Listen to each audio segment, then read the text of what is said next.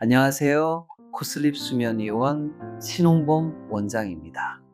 코골이는 우리 주변에서 아주 흔하게 볼 수 있는 증상입니다. 하지만 그 원인을 깊이 들여다보면 기도를 이루고 있는 조직들의 구조적인 문제에서 시작된다는 것을 알 수 있습니다. 우리 모간의 기도를 구성하는 조직들 중 목적 부위, 영구계, 그리고 혀의 뿌리 부분은 단단한 뼈가 아닌 점막이나 근육 같은 연조직으로 이루어져 있습니다. 우리가 잠에 들어 뇌가 수면 상태로 진입하면 이 연조직들의 긴장이 풀리면서 중력에 의해 아래로 축 처지는 현상이 벌어집니다. 사실 누구나 수면 중에는 깨어 있을 때보다 기도가 좁아지기 마련입니다. 하지만 다른 사람들에 비해 훨씬 더 많이 현저하게 기도가 좁아지는 분들이 있습니다.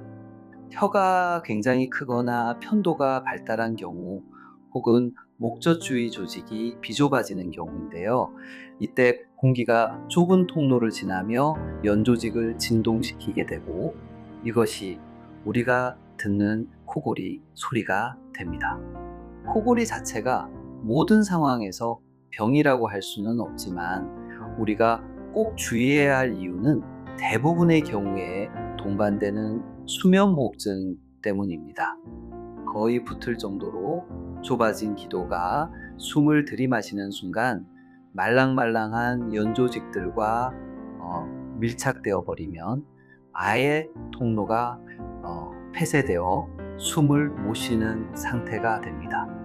주무시는 중에 코를 골다가 10초 이상 숨을 쉬지 않는 상황이 반복된다면 수면무호흡증을 강하게 의심해 보아야 합니다. 만약 본인이 느끼기에 혹은 옆에서 지켜보는 가족이 보기에 코골이가 심하고 무호흡 증상이 동반된다면 반드시 수면 클리닉에 방문해 보시길 권합니다. 수면만을 중점적으로 진료하는 의료진을 통해 정확한 진단 검사를 받고 코골이뿐만 아니라 수면무호흡에 대한 정밀한 평가를 거쳐 적절한 치료를 시작하시길 바랍니다. 지금까지 코슬립 수면의원 신홍범 원장이었습니다. 감사합니다.